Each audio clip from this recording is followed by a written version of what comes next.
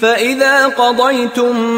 مَّنَاسِكَكُمْ فَاذْكُرُوا اللَّهَ كَذِكْرِكُمْ آبَاءَكُمْ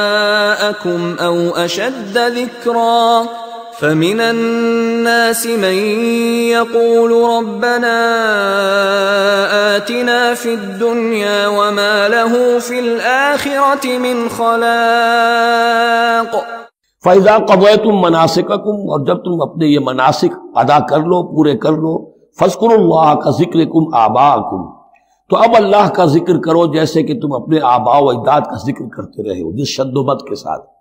وہاں یہ ہو گیا تھا کہ پھر بنا میں جب یہ ٹھہرتے تھے تو اپنے آباء و اجداد کے قصیدے بیان کیے جا رہے ہیں، جیسے ہمارے ہاں ہوتا ہے،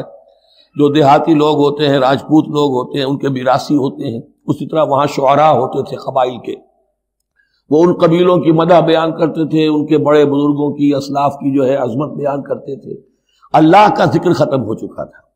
فرمایا جس شد و مد کے ساتھ تم اپنے آباء و اجداد کا ذکر کرتے رہے، اب اسی شد و مد کے ساتھ، بلکہ او اشد ذکرا، بلکہ اس سے بھی زیادہ شد و مد کے ساتھ اب اللہ کا ذکر کرو۔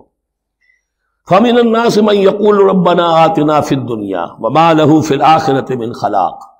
لوگوں میں سے وہ بھی ہیں جو یہی کہتے رہتے ہیں رب ہمیں دے دے دنیا ہی میں،